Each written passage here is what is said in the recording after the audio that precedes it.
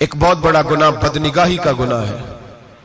آپ کو پتہ ہے ہمارے ملک کے اندر بدکاری، زنا اور بے حیائی کی شرح کتنی بڑھتی جا رہی ہے، کس قدر بڑھتی جا رہی ہے.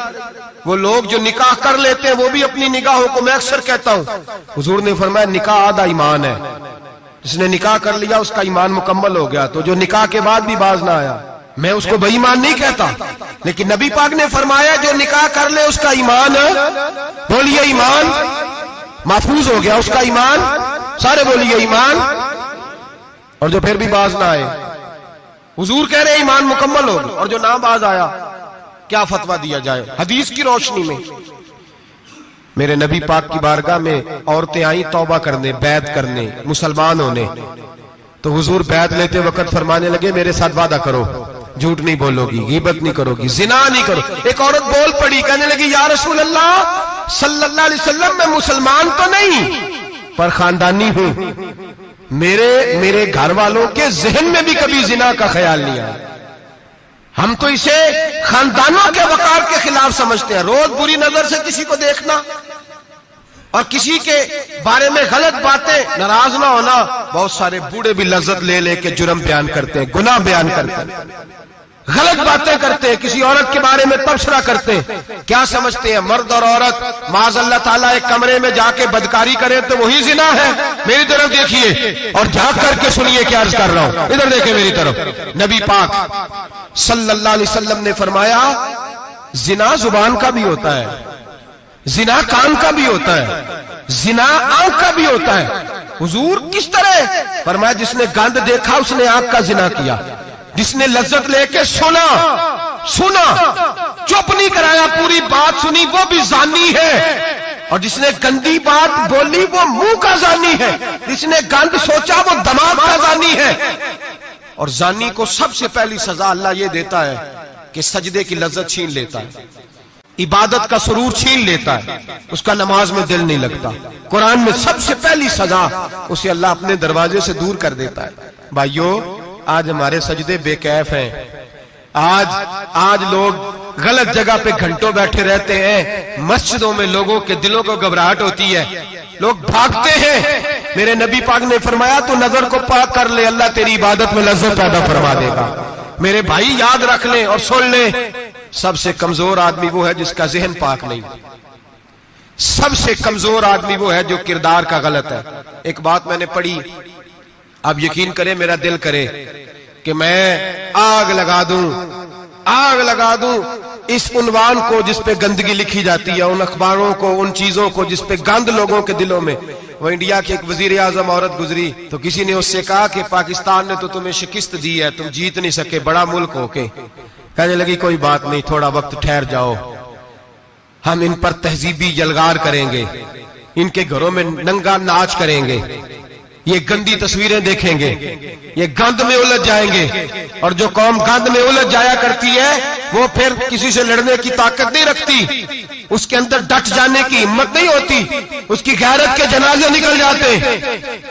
دل کرتا ہے جل جائے وہ جل جائے جہاں سے برائی پھیلتی، تباہ ہو جائے وہ علاقے جہاں سے گند ہوتا ہے. لوگ گند کی کمائی کھاتے ہیں، گند کی. ایکٹروں کے ساتھ کھڑے ہو کے فوٹویں کھچاتے ہیں اور گناہ پہ فخر کرتے ہیں. اور گندے لوگ کہتے ہیں اللہ کا فضل ہے ہم گند پھیلا رہے ہیں، ثم معاذ اللہ. لوگ گناہ پہ فخر کرتے ہیں چوکوں چوراہوں میں.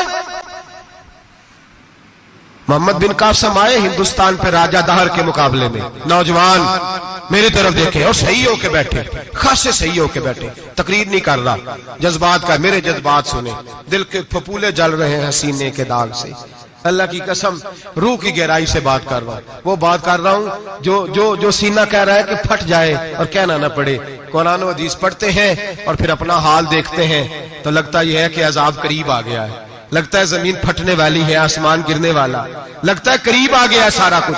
سمجھے کیا عرض کر یہ بات اگر آپ سمجھ گئے تو قیمت وصول ہو گئی. اس کو سمجھ گئے تو سمجھ لیں آپ کے مزاج کے اندر اللہ نے تبدیلی پیدا کر دی. محمد بن قاسم 18 سال کا جوان، ایک عورت کی عزت پر راجہ دہر ہندو نے حملہ کیا، محمد بن قاسم بچانے آئے. جب ہندوستان آئے فوج تھوڑی تھی، علاقہ تھوڑا تھا، راجہ دہر کی فوج بہت زیادہ، اور پھر اپنا عرب چھوڑ کے یہاں آ کے ہندوستان میں اس کے علاقے میں اس پہ حملہ کرنا، حالات خراب تھے۔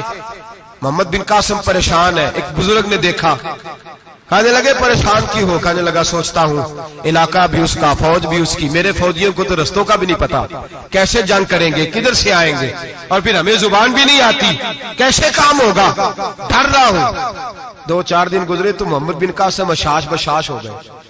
وہ بزرگ کہنے لگے خیر ہے، بڑے مطمئن ہو گئے ہو؟ کہنے لگے بس راجہ دہر ہم سے مقابلہ نہیں کر سکتا، راجہ دہر ہمارے مقابلے میں کھڑا نہیں ہو سکتا، وہ گرا کے گرا، وہ لڑکھڑایا کے لڑکھڑایا، ریزہ ریزہ ہو جائے گا۔ آپ کو کیسے خوشخبری مل گئی؟ کہنے لگے مجھے پتا چلا ہے کہ راجہ دہر ذہن کا گندا ہے، وہ تو چچا کی بیٹی کو نہیں چھوڑتا، ماموں کی بیٹی کو نہیں چھوڑتا، خالہ کی بیٹی کو گندی نظر سے دیکھتا ہے۔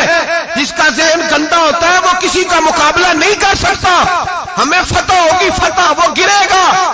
وہ بزرگ کہتے ہیں میں سمجھ گیا کہ واقعی سے فتح ہوگی۔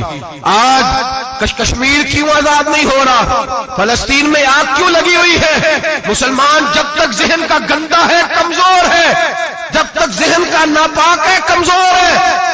حضرت سعد بن ابی وقاص رضی اللہ تعالیٰ عنہ فرمایا کرتے تھے اللہ مسلمان کی مدد اتنی دیر تک کرتا رہتا ہے جتنی دیر تک مسلمان کا ذہن صاف رہتا ہے، کردار پاک رہتا ہے۔ آگ اس لیے معاشرے میں لگی ہے۔ نوجوانوں تم کہتے ہو کامیابیاں نہیں ملتی، اسے کیسے کامیابی مل سکتی ہے جس کا ذہن ہی صاف نہیں؟ وہ کیسے دنیا کی بازی جیت سکتا ہے جس کی نگاہ ہی پاک نہیں؟ وہ کیسے آگے بڑھ سکتا ہے جس کے کردار میں پاکیزگی نہیں؟ اپنے آپ کو پاک کر لو، اللہ ہر مشکل میں تمہاری مدد فرمائے گا، ہر رستے میں تمہاری مدد فرمائے گا۔ اور میں نے کہا جب آدمی ناپاک ہوتا ہے تو رب کریم اس سے عبادت کی لذت چھین لیتا ہے، اور اللہ کی سب سے بڑی سزا یہ ہے کہ کسی کو سجدہ نہ لمبا کرنا دے۔ رب کریم سب سے زیادہ اس سے ناراض ہے جس کو قرآن پاک کی کھولنے کی توفیق نہ ہو۔ سب سے زیادہ رب کریم اس شخص سے ناراض ہے جو اللہ کی بارگاہ میں جھکنے کی لذت چھوڑ جائے۔ میرے نبی پاک سید عالم علیہ السلام کے صحابہ لمبی عبادتیں کرتے تھے، لمبی۔ کسی نے کہا تھا روم کے بادشاہ تھے کہ یہ مسلمان فاتح کیوں ہو جاتے ہیں؟ تو اس نے کہا میں نے مولا علی کے زمانے میں جاسوسی کرائی تھی، پتا کیا تھا کہ ہر میدان میں کامیاب کیوں ہوتے ہیں۔